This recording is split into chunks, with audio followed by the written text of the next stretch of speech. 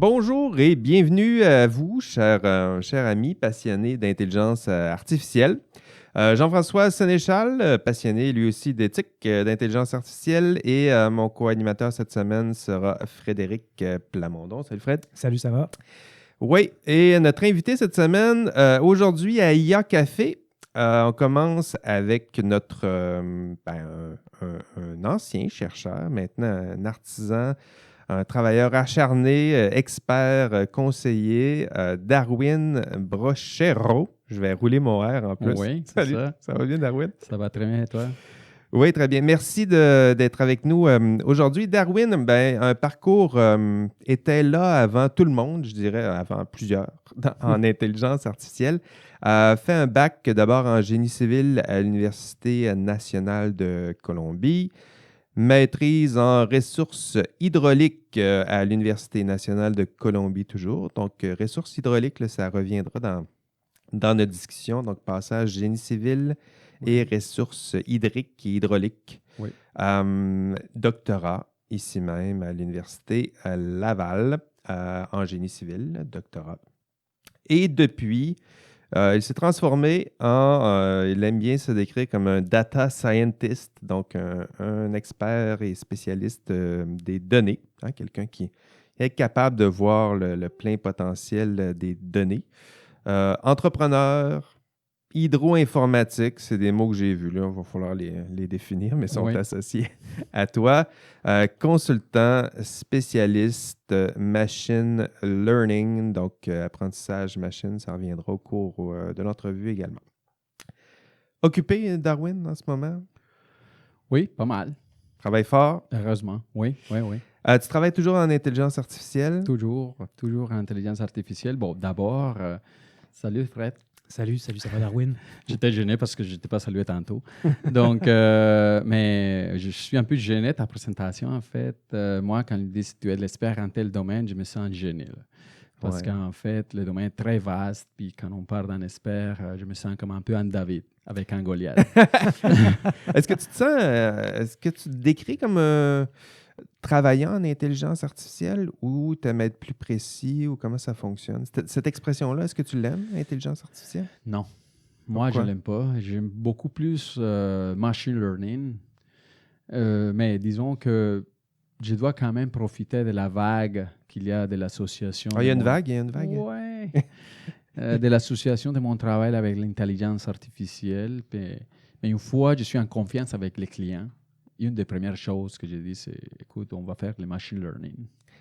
Puis comment tu distingues les deux avec ton client? Comment tu lui expliques ça, la distinction entre intelligence artificielle, machine learning? Tu décris ça en quelques phrases, j'imagine, maintenant, quand tu as des clients. Oui, c'est ça. Puis même, il faut la décortiquer, machine learning, deep learning, intelligence artificielle, data mining. Il commence à venir à exploser les termes. Oui, c'est sûr. Donc, mais en fait, moi, l'intelligence artificielle à tant telle, c'est quelque chose qu'on sait par l'histoire, ça devient des années 50 avec Turing, puis avec tous ces gars-là, qui essayaient déjà d'automatiser des processus cognitifs. Là. Oui.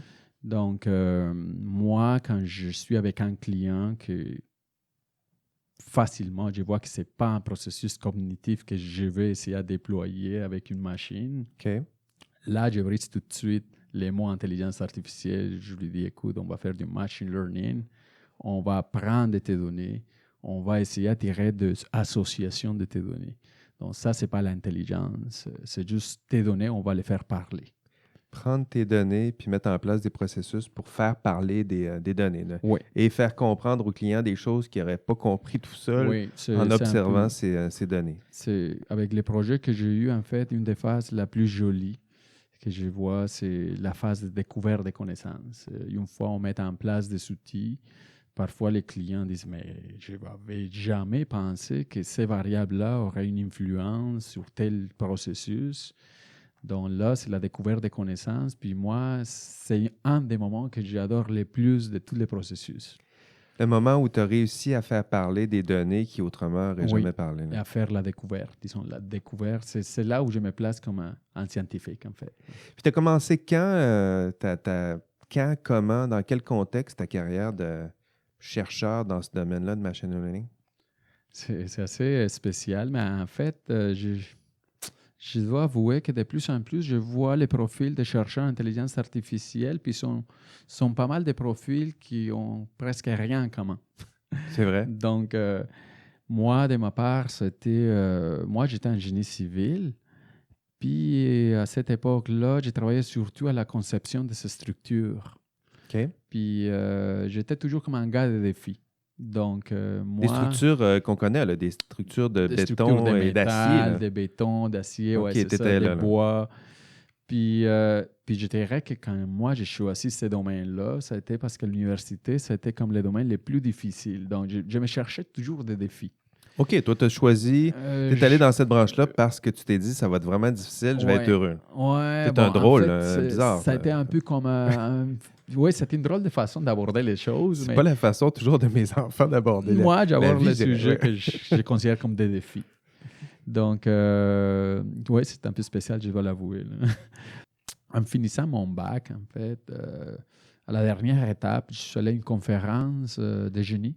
OK. Puis un des domaines, en fait, génie, on peut penser génie à plusieurs branches, génie civil, Oui. plusieurs branches. Puis une de ces branches-là, c'est l'environnemental. OK. Puis l'environnemental, quand on parle des séries environnementales, c'est une des choses les plus complexes à modéliser. C'est vrai. Donc, Tu as quand je suis plusieurs allé... données, tu as plusieurs impondérables, Oui, difficiles à mesurer. plusieurs processus Complexes. définis aléatoires, C'est vrai. complexes. La physique en arrière, c'est très complexe. C'est vrai. Donc, mais moi, à l'université, je n'avais pas ce feeling au bac. Parce qu'en fait, à mon université, l'environnemental, c'était plus légère, plus de conception de structures hydrauliques faciles. Puis, OK. donc, je n'avais pas ce feeling, disons, modélisation série environnementale. Puis quand tu es arrivé à cette conférence-là... Il y avait un gars qui présentait, OK. c'était en 2003. Un gars présentait, lui, il avait fait son doctorat à Berkeley. Puis lui présentait en conférence la prévision des devis avec des réseaux neurones. C'était en 2003. Puis je trouvais le sujet fascinant. Je trouvais comme wow. Puis, Toi, on te parle de réseau de neurones, puis tu trouves ça fascinant. Qu'est-ce que tu trouvais fascinant? J'ai trouvé fascinant l'association. Puis les gars, comme lui, il présentait sa conférence, puis en montrant que c'est un peu une analogie au cerveau, mais même que maintenant, je vois que c'est vraiment loin d'être une vraie analogie. Là. Mais l'idée, en fait, je trouve que c'est un bon pitch de vente. Là. Mais... C'est vrai que c'est un bon pitch de vente. Ça tient plus de la métaphore. Ouais. En fait, plus qu'une analogie, c'est une c'est métaphore. Ça. Mais je me permets de faire une parenthèse, on reviendra à la conférence, mais cette métaphore-là du neurone, je veux dire, s'il y a bien quelque chose de difficile à comprendre d'un point de vue biologique, c'est bien un neurone. Là. Mais oui. Donc là, on prend quelque chose de très complexe, de difficile à saisir biologiquement, puis on dit, on va faire l'analogie avec l'informatique. Je ne vois pas comment c'est très aidant de faire le lien. Mais le lien qu'on voit clairement, c'est on présuppose qu'on fait passer le cerveau, la neurone. Ouais. Puis là, tout à coup, on aura un ordinateur et les réseaux de neurones. Puis ce qu'on aimerait faire, là, c'est le parallèle entre les deux. Mais le neurone en tant que tel, je ne sais pas si c'est vraiment aidant pour comprendre la finesse de tout ça. Qu'est-ce qui se passe dans le neurone, d'une part, puis qu'est-ce qui se passe dans un réseau de neurones informatiques. Certain, en fait, qu'on peut utiliser l'analogie ou qu'elle a été utilisée comme ça au départ. Non. Si je comprends bien, si ma mémoire est bonne, si je ne commets pas d'erreur, en fait, c'est plus de dire comment est-ce qu'on peut amener une machine à apprendre quelque chose, à généraliser des concepts à partir non pas d'une approche qui est déterministe en programmant quelque chose, mais plutôt à partir d'une approche qui s'inspire de la nature. Et comment le cerveau fait pour décoder des images puis les généraliser, par exemple. Je pense que c'est à partir de là qu'ils ont imaginé le réseau de neurones plus. Oui, ça, je le comprends. C'était peut-être l'image de la neurone là, que, pour l'avoir étudié en biologie, ça reste quand même un modèle abstrait pour décrire quelque chose qu'on voit à peine, un neurone. Là. Bon, en une neurone ou un neurone? Je sais pas. On sait pas. Okay. Oui, OK, c'est pas juste moi qui a des problèmes. Deux neurones, on va dire ça pour l'instant. OK, bon. Tu es à cette conférence-là, tu vois ce jeune chercheur-là de Berkeley qui parle d'environnement, qui parle de recherche en génie environnemental, mais qui tout à coup, là, il se met à modéliser avec des gros modèles mathématiques. Puis toi, tu te dis, Ouais. c'est intéressant. Oui, c'est ça. Puis moi, ces conférences-là, j'étais présentateur aussi de mon OK. travail en conception de structures en bois. Donc, comme je l'ai eu à côté à mon panel, j'ai commencé à jaser avec lui. Puis je dis, écoute, ton sujet est tellement intéressant. Il y a longtemps que je n'avais pas comme ces feelings avec un sujet. Puis lui il m'a dit, écoute, je suis à telle université, je suis à l'Université nationale à Bogota. Si tu veux faire une maîtrise, je peux t'aider là-dessus. Si tu veux travailler avec moi dans ce domaine, tu as les portes ouvertes pour le faire. Je dis, écoute, ça a été une décision que j'ai prise la minute. Tout de suite. Hein. Tout de suite. Là. Puis 2 mois après, j'étais déjà avec lui dans son laboratoire de modélisation de systèmes numériques, ça s'appelait comme ça. Modélisation de systèmes numériques. Donc, tu pars du béton, d'acier, du bois, de quelque chose d'assez concret à, là, tout à coup, faire des modèles mathématiques sophistiqués, complexes, pour essayer d'expliquer des phénomènes environnementaux. Là. Je pense que c'était un défi aussi que je voulais surmonter parce que à mon bac, disons, les cours les plus compliqués pour moi, c'était la programmation. Je me souviens de toute l'histoire des bacs, la note la plus basse, ça a été les cours de programmation. Bon, ça, c'est de l'espoir. Ça veut dire que même si on est poche en informatique, en programmation, on peut finalement réussir à se donner des défis, travailler fort, puis devenir un expert comme toi dans ce domaine. Donc, c'était drôle parce que je l'avais comme un défi. Je me suis dit, en finissant mon bac, il faut que je fasse quelque chose en programmation aussi parce que je le vois, c'est l'avenir. Je le voyais déjà. Puis c'est ça. Mais je dois avouer aussi que les cours de programmation à l'époque, c'était vraiment, vraiment compliqué. C'était des langages pas structurés. Je me souviens, j'ai appris COBOL, Pascal, puis c'était des langages complexes. Puis ça parlait pas. Ça semble encore compliqué. Écoutez, les étudiants, leurs cours de programmation, tout ça, ça a évolué, mais... Aujourd'hui, avec Python, disons que c'est comme le langage... les plus, je dirais que c'est un des plus faciles, disons, à aborder. C'est des langages déjà structurés, beaucoup plus au niveau sémantique de l'humain, là. En faisant encore l'abstraction, que ce n'est pas vraiment au niveau sémantique, mais ça s'approche. Ça s'apprend plus aisément. Donc, c'est plus facile à saisir. Donc, oui, c'est ça, à ce niveau-là. Puis quand j'ai commencé ma maîtrise, j'avais fait déjà quelques lignes de code en MATLAB, que c'est facile aussi à programmer. Une fois à la maîtrise, le chercheur me dit, écoute, moi j'utilise Fortran. Puis Fortran, c'est de béton aussi, c'est un langage qui s'approche au langage machine. Je dis, bon, il faudra commencer avec un langage pas structuré. Là. Mais tu aimes les défis, fait que tu t'es dit, je vais apprendre Fortran. Puis, Fortran, oui. Oui, mais à force de... Bon, en fait, c'est des langages qui sont difficiles à embarquer là-dedans, mais qu'une fois on embarque puis on a la logique, c'est difficile de s'en aller vers des autres langages. En fait, on les trouve beaucoup plus faciles après. Là. Si je comprends bien, j'ai une question. En fait, ce que tu fais, ou ce que tu faisais à ce moment-là, c'était comme de la modélisation pour faire des doubles numériques que tu soumets à des pressions environnementales, ce genre de choses-là? Ou, en environnemental, il y a plusieurs types de problèmes. Puis pour moi, à cette époque-là, c'était la prévision des précipitations. Bon, on y arrive. Là. Je pense que ça va être plus concret, là, c'est-à-dire que c'est intéressant aussi ce que tu vas nous expliquer. C'est un vrai modèle concret là, des fonctionnements d'à quoi ça peut servir. Je pense que là, on en a un modèle. C'est pas le modèle classique qu'on nous explique toujours, là, mais là, ici, c'est une application. Comment on peut utiliser l'intelligence artificielle, donc avec la programmation, tous les termes que tu nous as mentionnés. Mais là, ici, dans un domaine assez concret, c'est les prévisions météorologiques. C'est dur à prononcer à cette heure-là. Hydrique, donc transformer les précipitations en débit, j'imagine. Puis après ça, essayer d'anticiper comment tout ça va influencer l'accumulation d'eau et l'hydroélectricité, j'imagine qu'on doit servir de modèle comme ça pour essayer de calculer les... Donc, toi, explique-nous à quoi ça ressemble, comment on peut se servir de l'intelligence artificielle pour modéliser tout ça. On commence par où, là? On commence un peu pour comprendre les processus. Bon, on connaît tous le cycle de l'eau, là. Le cycle hydrologique de l'eau, mais donc on s'en va vers l'atmosphère. Donc, la précipitation, c'est au niveau atmosphérique. Les débits, c'est au niveau déjà la surface du sol. Donc, mais en commençant par le processus précipitation, il y a vraiment une panoplie de variables associées, l'humidité relative dans tous les sens. Il y a l'albédo. Bon, en fait, j'ai pu décrire 12-20 variables différentes associées. Disons, le plus important, la température, l'humidité relative, puis même les prévisions des jours précédents, si on parle de la prévision journalière. Donc, il y a toujours des séries qu'en statistique, on parle de séries persistantes, c'est-à-dire que quand les journées sont pluvieuses, il y a la tendance que la journée d'après va être aussi pluvieuse. J'imagine que c'est toutes des données là, qu'on accumule, puis c'est ce genre de données-là dont on sert pour nous prédire s'il va faire beau en fin de semaine ou pas. Là. Donc, les modèles à la base, parce qu'une question qu'on se pose souvent, c'est mais comment on fait maintenant? Donc, pourquoi utiliser l'intelligence artificielle s'il y a déjà des modèles en place? Donc, c'est une bonne question, puis c'est la première question que je pose dans tous mes projets. C'est est-ce qu'il y a un modèle de base déjà implanté? Oui. Est-ce que ces modèles ont du succès? Oui. Donc, pourquoi faire le machine learning là-dessus? Je ne vois pas pourquoi le faire quand c'est un problème résolu.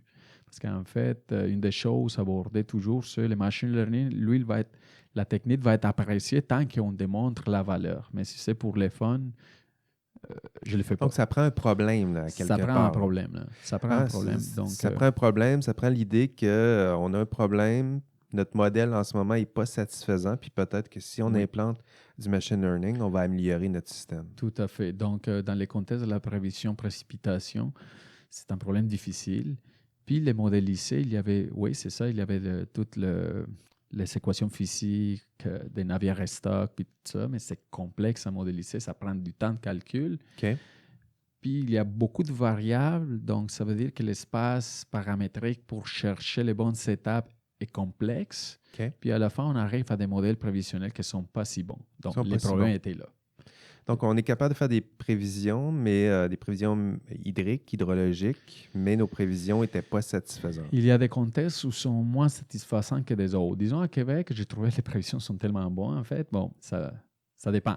Mais Environnement Canada, je considère que ces prévisions sont bonnes, mais c'est parce que les contextes géographiques, c'est facile. On voit avec les radars comme la précipitation s'en vient.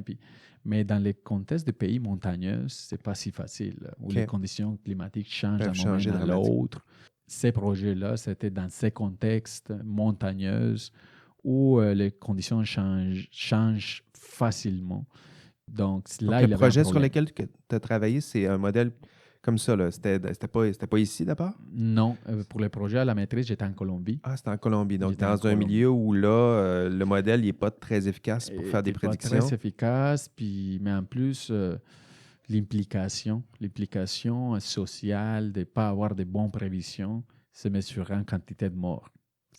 C'est un contexte différent. C'est pas les sous-sols inondés. C'est pas les assurances. C'est pas juste tes fins de semaine, ton beau fin de semaine prévu qui est gâché. Là, c'est des morts. Oui, parce qu'en fait, la prévision, c'est le déclencheur des glissements de terrain. Puis quand on parle de territoire montagneux, c'est le glissement de terrain plus l'eau, donc ça fait des barrages, disons, artificiels, puis qu'à un moment donné, ça lâche, puis c'est fini.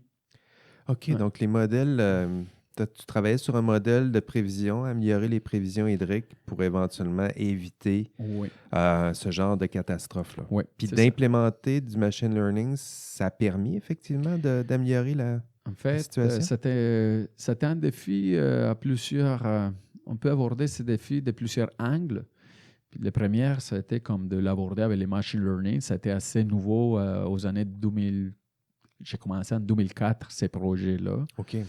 Donc, même j'utilisais le réseau neuron, mais surtout des autres modèles, des arbres de décision, des logic flues, des colonies de fourmis.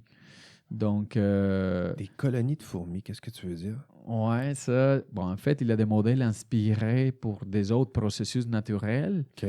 Dans les colonies fourmis, c'est un de ces modèles qu'on parle évolutionnaire.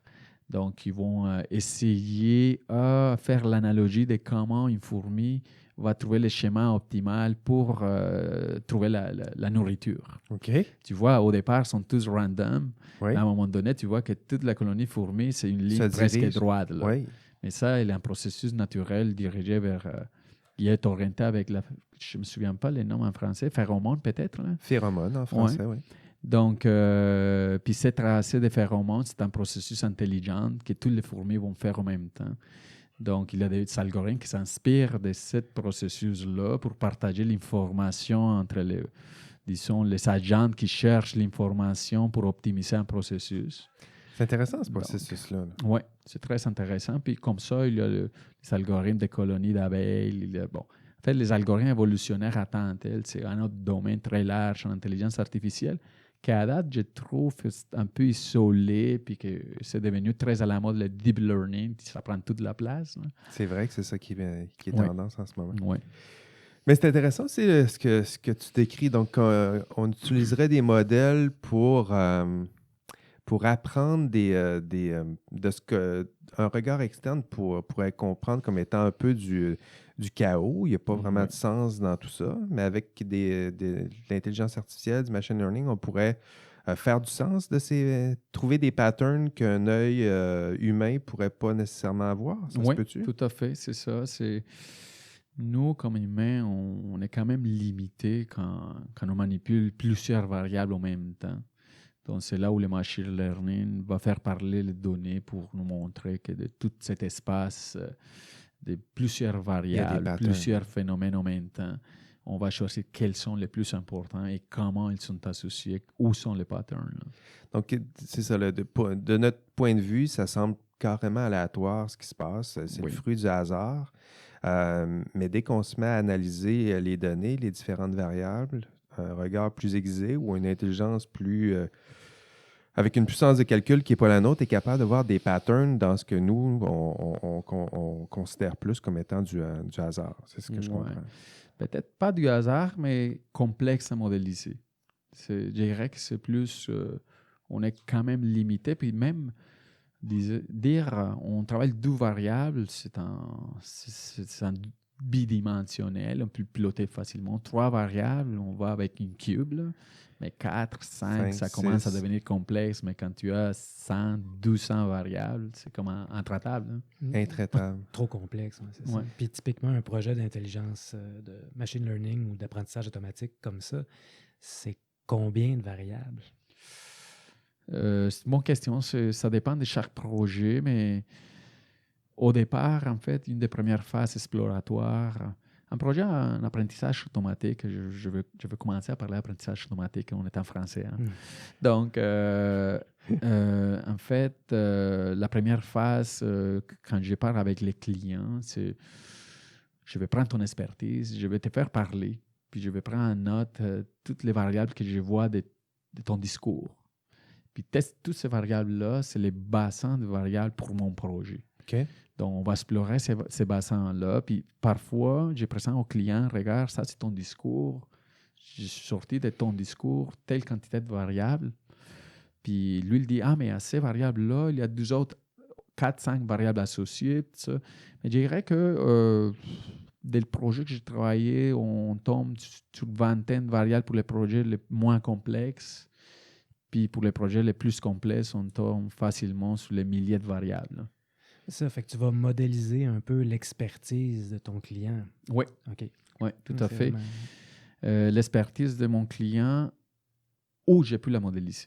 Parce qu'en fait, quand je prends mon bassin variable, les clients vont me dire « Ah, mais moi, je ne mesure pas ces variables-là. Je n'ai pas de mesure sur cette dimension-là, sur cette variable-là. Je de mesure sur telle variable. » Donc, c'est là où on commence déjà à dire ton processus, ton discours est orienté vers ça, mais tes mesures sont orientées vers ça. Donc, c'est déjà un sous-ensemble dont les clients doivent comprendre qu'il y a déjà une setup pas optimale, en fait. Si on revient à ton exemple, Hydric, nomme-moi quelques variables dont on tient compte habituellement, puis tu estimerais que les modèles que tu conceptualises, ils ont combien de variables? OK. Ça dépend... Une prévision hydrique, là. Disons qu'on regarde typiquement. Là, on va aller avec une prévision hydrique. Une prévision hydrique, souvent, on prend la température, on prend l'humidité relative. 2. On prend...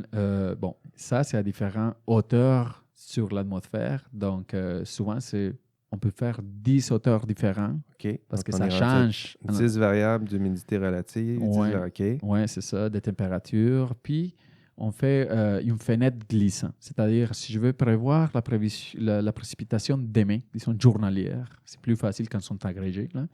Mais la prévision journalière de demain, c'est vendredi. Hein. Oui. Donc, c'est ça, je suis rendu à ne pas savoir quelle est la journée de la semaine.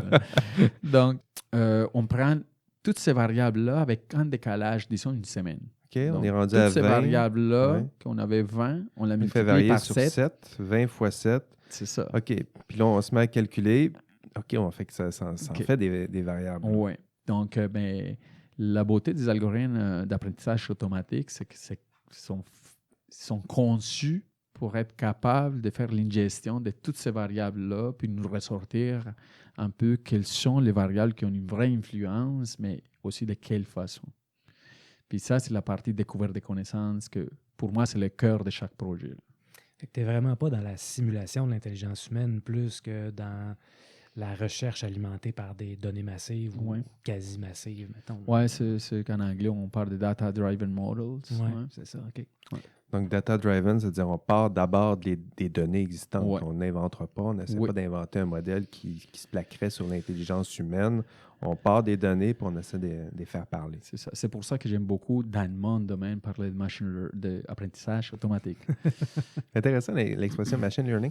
En anglais, machine learning, on dirait que ça met en évidence machine, donc la machine en tant que telle.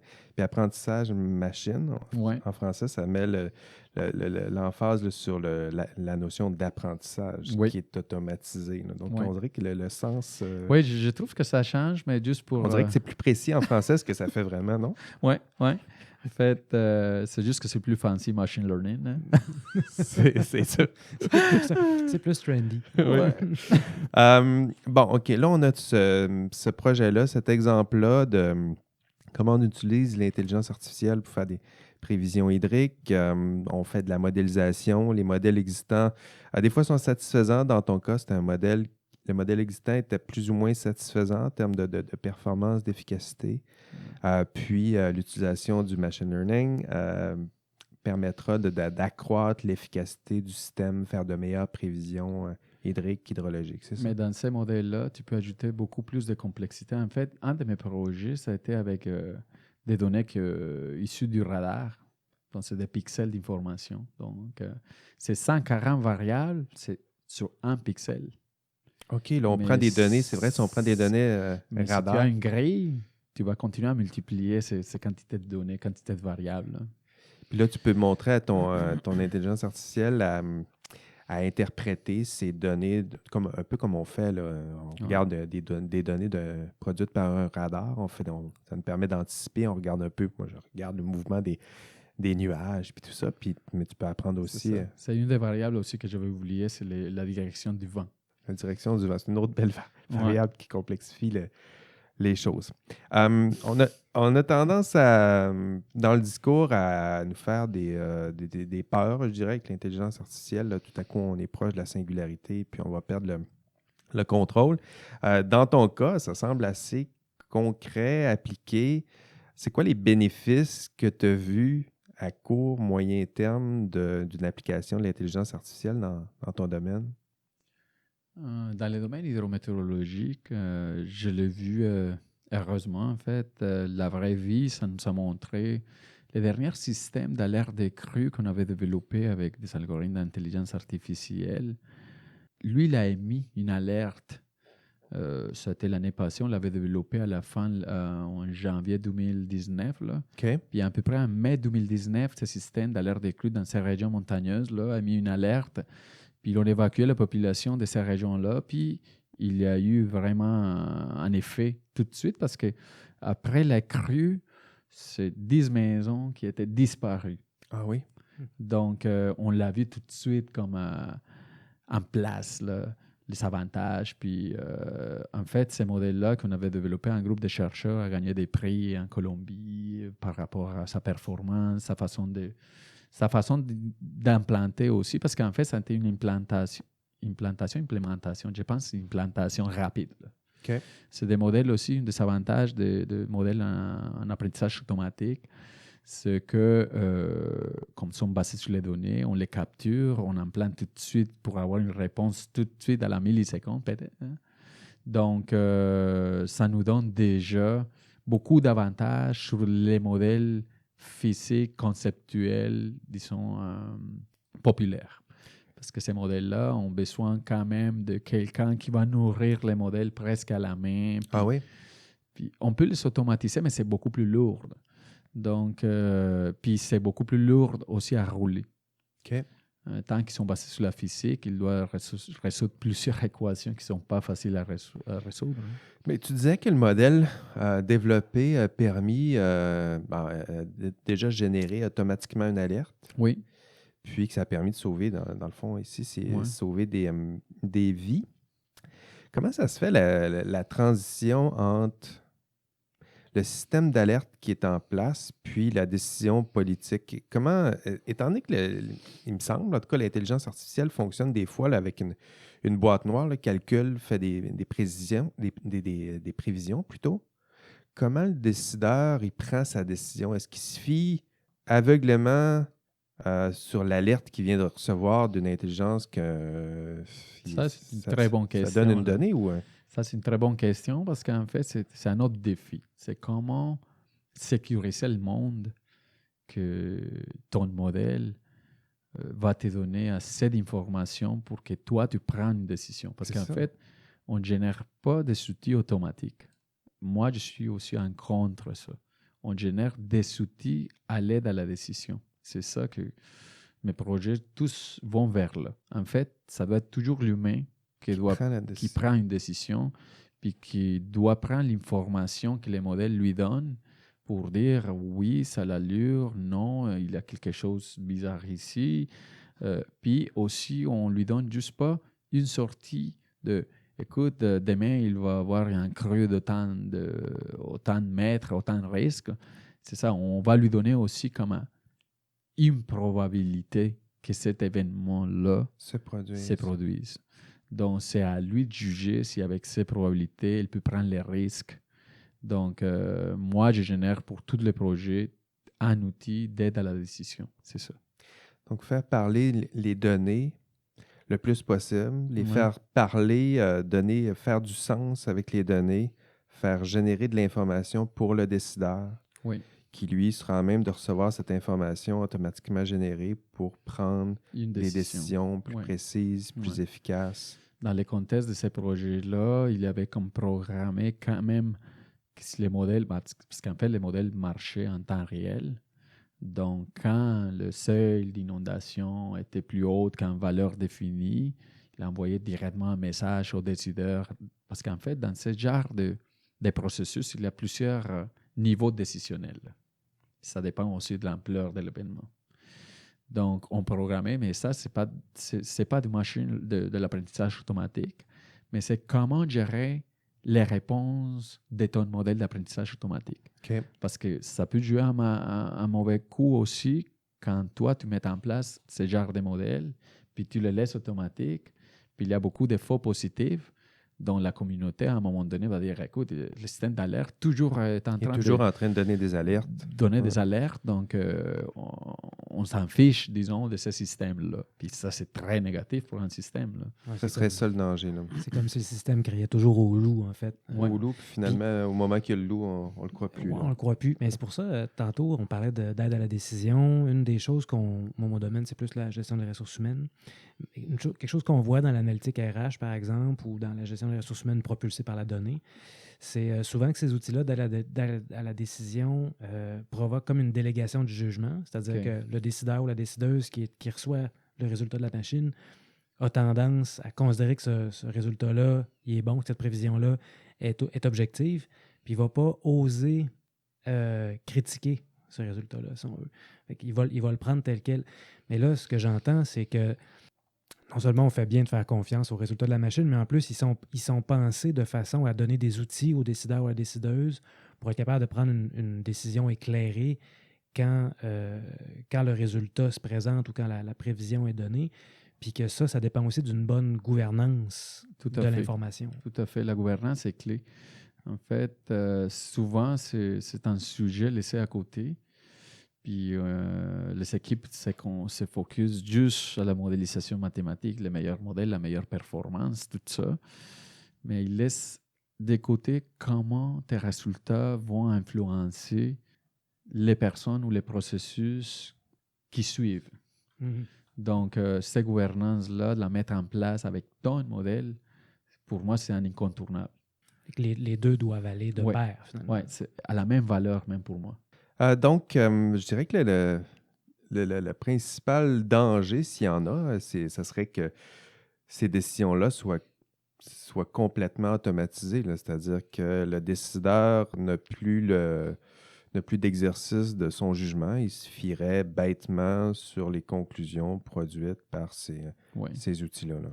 Mais ça dépend de chaque problème. Et dans les contextes provisionnels, disons dans l'ère des crues, C'est je vrai. pense qu'il faut qu'il soit toujours un outil de la décision. Si on parle, disons, de fraude banquier, c'est la même chose. Un outil de décision, puis ça va permettre En un RH, c'est la comité même chose, là. d'experts. Mais si on parle déjà d'un autre contexte, comme de la détection de personnes dans une photo, un appareil, je ne sais pas, ça, on le fait en temps réel sans besoin d'un comité d'experts. C'est Donc, ça. chaque problème a ses particularités. Mais moi, si le problème est défini comme déjà qui a une influence sur un aspect social de la vie de quelqu'un, ça prend toujours un comité de décision. À la place, à la toute fin, ça prend un humain pour Ouais. prendre ce genre de décision-là. Puis d'où l'importance aussi de mieux peut-être former ceux et celles qui sont dans des positions de décideurs, de bien comprendre les nuances là, lorsqu'ils ont des résultats, de ne pas les interpréter bêtement, qu'il y ait les outils intellectuels pour les comprendre. Je trouve un danger là-dessus. Puis j'ai vu passer des commentaires comme ça, parce qu'en fait, c'est comme l'intelligence artificielle la solution à tout. Puis parfois, avec l'intention de vendre un produit rapidement, ils les vendent comme un outil sans erreur, puis ça, c'est pas vrai. Dans la nature des processus en intelligence artificielle, en fait, l'erreur, c'est le cœur de l'apprentissage. C'est vrai. Donc, même avec les machines, c'est le cœur de l'apprentissage. Même avec les machines. En fait, on apprend toujours de l'erreur, même les algos. Puis ça, il faut conscientiser les clients que l'erreur est toujours là. Peut-être c'est petite pour quelques problèmes, mais quand ton modèle a une incidence sur quelque chose en particulier pour la vie de quelqu'un, il ne faut pas laisser la machine toute seule décider. Ça prend l'humain dans la boucle. Ça prend l'humain, puis il ne faut pas dénaturer les processus qui, à la base, sont naturels. Mm-hmm. C'est le human in the loop. Ouais. Human in the loop. Bon, mais c'est passionnant tout ça, Darwin. Qu'est-ce qui nous attend? Qu'est-ce que tu anticipes, toi, qui as les deux mains dedans, qui fait du service, de l'expertise, service conseil? Qu'est-ce qui nous attend en intelligence artificielle, machine learning, le genre de service à quoi ça ressemble maintenant? Est-ce que ça change, toi, depuis que tu en fais? Est-ce que ta fonction est en train de changer? Ton rapport avec le client est en train de changer? Oui, je dirais que oui. Mon cœur est dans l'hydrologie, puis ma formation est en génie, puis je continue à travailler toujours en hydrologie. Mon doctorat, ma maîtrise a été en prévision, précipitation, mon doctorat en prévision de débit. C'était comme la deuxième phase. C'est logique. Donc, mon cœur est là, mais maintenant, je voyais comme une opportunité, en fait, parce que avec ces algos, les capacités de tous ces algos en apprentissage automatique sont assez transversales. En fait, quand il y a la donnée, quand il y a une sortie, quand il y a un apprentissage à faire, on peut l'implanter. Donc, c'est pour ça que je me suis lancé un peu là-dessus aussi avec... c'est quoi le nom de ta compagnie pour... Apox. Apox, on ne fera pas de publicité, mais en même temps, tu es là. Je n'avais pas l'intention de le nommer non plus. C'est pour ça que je te le demande, parce que tu ne l'avais pas fait encore. Là, non. Bon. Ouais. Je suis un peu timide, hein? Ouais. Donc, non, mais je ne voulais pas qu'il soit vu comme ça. Non, mais c'est transversal. Ce que tu disais, c'est qu'on ait des outils, peu importe la demande du client, s'il y a de la donnée, on peut la faire parler. On peut la faire parler. Puis, je voyais qu'il y avait un gap énorme entre, disons, la recherche, où on était rendu au niveau de la recherche en apprentissage automatique, puis l'industrie. Les gaps étaient énormes. Donc, c'est là où je me suis dit à un moment donné, je vais m'en aller vers l'industrie. Parce qu'en fait, je respecte tout le monde qui fait la recherche en apprentissage automatique parce qu'en fait, c'est le monde où on va s'appuyer plus tard pour faire plus de choses plus belles.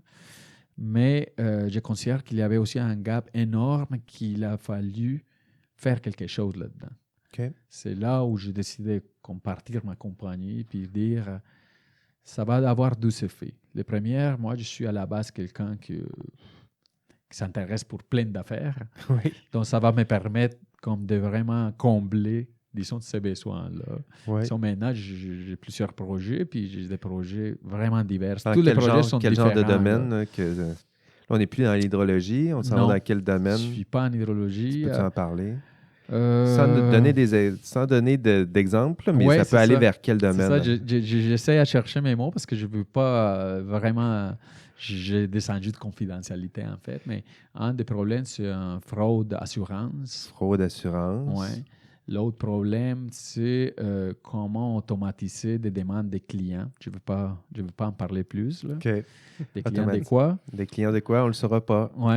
Donc, l'autre projet qu'on a, c'est pour les accès inappropriés au dossier de... Je cherche mes mots pour pas vraiment aller. Ben, là, disons là. que ça chemine, là, puis tes clients, ça peut être, on est bien loin de l'hydrologie puis des prévisions vraiment hydriques. loin, puis parfois, je réfléchis sur ça. En fait, je vais commencer, je me suis dit, bientôt, je vais commencer à chercher encore une fois des clients en hydrologie parce que je ne veux pas m'éloigner.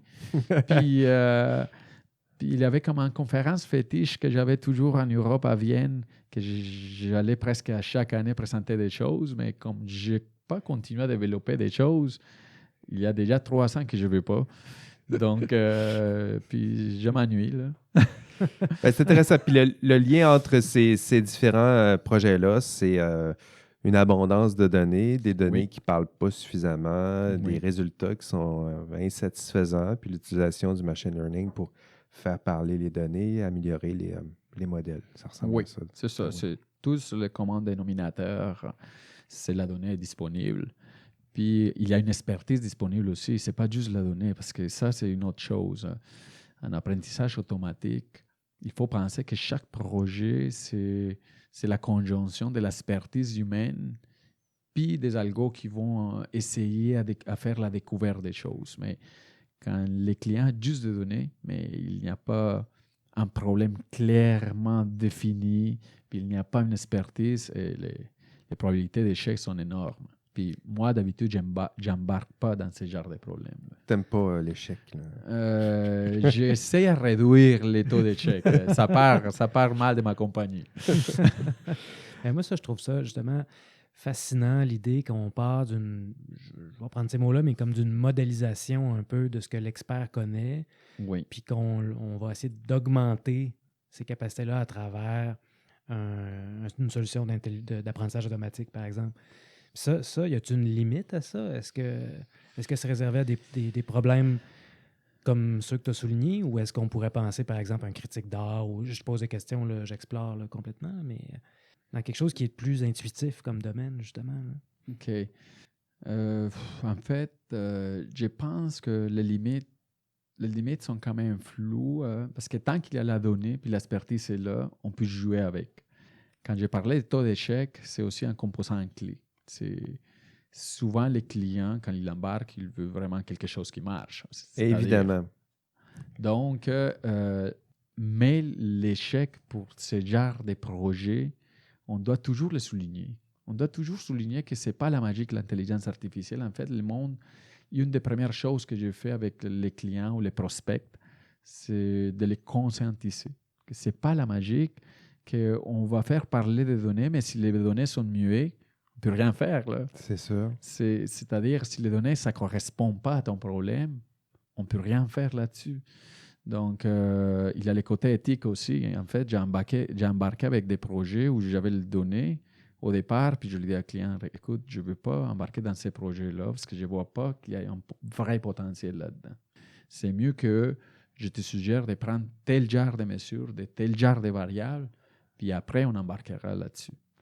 Mais dans l'explosion de l'IA, je dirais que le côté éthique aussi des consultants est un sujet critique. C'est vrai. C'est un sujet critique tant que c'est répandu partout que l'intelligence artificielle peut tout faire. Mhm. Puis moi, je considère que là, il est en danger. Puis il est en danger pour notre profession aussi. Parce C'est que ça vrai. part mal de nous. À un moment donné, ça peut commencer à parler mal. En fait, j'imagine que dans peu d'années, il devrait avoir comme un serment d'Hippocrate, mais pour l'intelligence artificielle. Pour ceux qui y travaillent en disant nous vous promettons ne jamais nuire, puis faire une vraie promesse, le vrai Ouais. serment, pourquoi pas? Pas que ça Ouais. vienne des charlatans qui vendent de l'huile de serpent numérique. Là. Mais oui. Mais oui. Ça mais pourrait oui. ressembler à ça éventuellement. Il y a tellement un buzz, j'imagine que tu n'es pas le seul à offrir ce genre d'expertise-là. Puis j'imagine qu'on doit en croiser qui ne maîtrisent pas nécessairement les outils de la bonne façon, j'imagine. Il y a, c'est comme dans n'importe quel domaine, hein. Il y a de tout genre de vendeurs. Puis c'est vrai que l'apprentissage automatique, ça nous laisse une panoplie de modèles qu'on peut faire plein de choses, mais dans les pires des contextes, on va juste dire au client, ben, écoute, toutes les données que tu avais, je les ai regroupées, tel genre de données ont tel genre de comportement. Puis peut-être pour les clients, c'est assez. Pour les clients, on va dire, ah bon, on a trouvé quelque chose avec l'apprentissage automatique, là. Puis, mais c'est bien gérer les attentes. En fait, c'est ça. C'est bien gérer les attentes du client, puis de le faire voir à quel point il y a un vrai potentiel dans son information. Souvent, mes projets, je pars avec ça en audit numérique. Donc, je vais aller voir les données qui sont déjà en place, puis ça semble à quoi. S'il y a Qu'est-ce qu'on beaucoup, pourrait en faire? qu'est-ce qu'il pourra en faire. Puis après ça, je vais lui dire à client, OK, on peut faire tel genre de projet avec l'information que vous avez. C'est intéressant de voir les attentes. Tu as passé du monde de la recherche au monde du client, là. C'est-à-dire Ouais. que le client, il veut que ça marche. Oui. Il ne veut pas nécessairement comprendre. Ouais. Il veut que ça marche. Puis de l'autre côté, tu as l'universitaire qui, lui, ça marche, mais c'est pas si intéressant que ça. Nous, on veut comprendre pourquoi que ça Ouais. marche. Oui.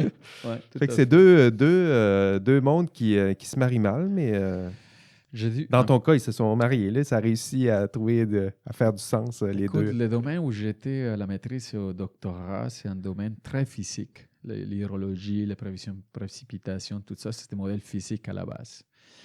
Donc, juste pour moi, en fait, mon directeur recherche, c'était François Antil. Oui, François Haïti, oui. Écoute, lui, il publiait des réseaux neurones aux années 90, là, je pense 89 même. Là. Ah oui, c'est vrai. Ouais. Mais lui, il était comme contre-courant.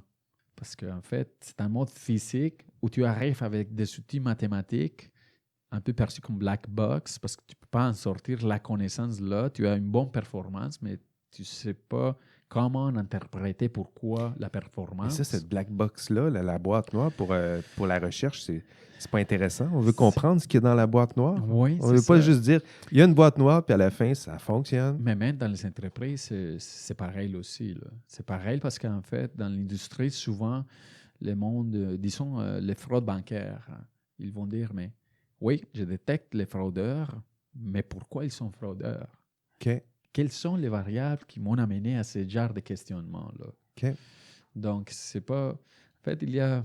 Disons, si c'est la reconnaissance test, si c'est la reconnaissance d'image, tu as moins l'idée d'avoir une vraie explication de pourquoi l'algo reconnaît ce genre d'image. C'est fini. Là. Ouais. Mais si tu es dans un autre contexte, c'est peut-être même crucial pour après faire une soutenance de ta décision. Surtout, c'est ça. Surtout si tu as une prise de décision, Ouais. tu veux savoir, tu es arrivé à telle conclusion, tu me donnes tel chiffre, mais comment tu es arrivé à tel chiffre? Ouais. Parce que moi, ça m'aidera pour prendre ma décision. Oui, puis pour des questions d'imputabilité aussi, c'est de ça, transparence et d'imputabilité. À la fin, si tu prends une important. mauvaise décision et quelqu'un qui va venir à rebours, puis sur quoi tu t'appuies? Ben, moi, j'ai reçu un résultat, ça disait allons-y, puis j'ai dit oui. En matière d'imputabilité, ça ne tiendra pas. On doit avoir d'autres arguments. C'est pour ça que de faire parler tes données, ça devient intéressant pour le décideur. S'il y a de l'information, il est capable de dire je me suis appuyé sur telle donnée qui m'ont donné telle information en matière de probabilité, pourcentage, puis on a décidé de prendre ce genre de décision-là. Ça fait plus de sens. En fait, c'est la deuxième étape souvent pour les projets. La première, c'est l'audit numérique des bases de données, s'il y a des quoi. Mais la deuxième, c'est est-ce que vous voulez un modèle interprétable ou pas? OK. C'est la deuxième tout de suite. Puis les clients, souvent, ils disent c'est quoi que ça veut dire? C'est quoi un modèle non interprétable? Parce qu'ils pensent que toutes les choses sont interprétables.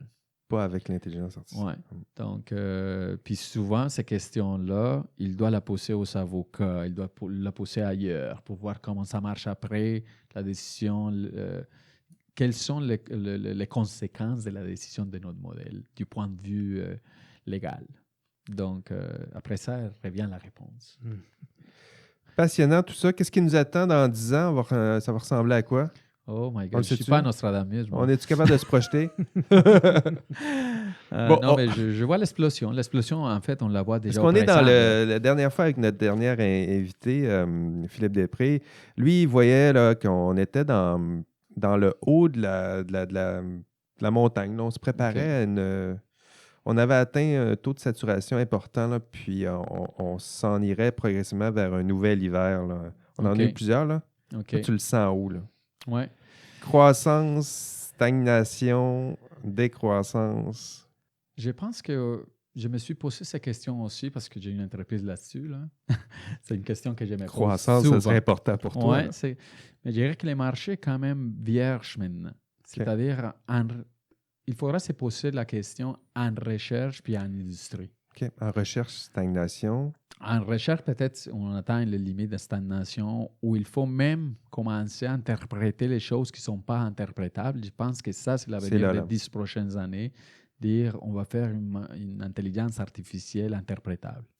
Parce que les modèles qui sont le plus performants aujourd'hui sont, en fait, dans plusieurs cas, ne sont pas interprétables. Donc, faire sortir de la connaissance. Il y a déjà un domaine qui s'implique, c'est assez nouveau. C'est de faire les modèles non interprétables, les faire devenir interprétables. Interprétables. Donc, je pense qu'au niveau de la recherche, je vois que c'est là où ça va focuser. OK. Au niveau de l'industrie, comme il y a un gap assez... Je ne sais pas un gap en français, il y a un trou. Écart. Il y a un trou. Un écart. Un écart. Un écart, voilà. Une distance. OK. Il y a une distance assez considérable. Je pense qu'on n'est pas dans ce niveau de stagnation, en fait. On est plutôt dans le niveau de transfert de connaissances qui est déjà en recherche, qui est déjà donc dans les une belle période de croissance. Alors, on va te souhaiter ça. Écoute, Darwin, je vois que je t'ai posé dans 10 ans. On voit que tu anticipes une belle croissance. Donc, on va te souhaiter... Il faut être positif, hein? Ben oui. On va te souhaiter que Nostradamus ait eu raison aujourd'hui, dans 10 ans, une belle croissance. Alors voilà, c'est tout. Ça fait quand même plusieurs minutes là, qu'on discute. Il faut s'arrêter. Merci d'être passé avec nous dans les studios d'IA Café, Darwin Brochero. Merci Fred. Merci. On était là aujourd'hui. Merci Darwin. C'était le fun. Alors voilà, on se revoit au prochain épisode. D'ici là, on rêve peut-être de moutons électriques. Bye bye. Parfait, merci. Salut. Bye.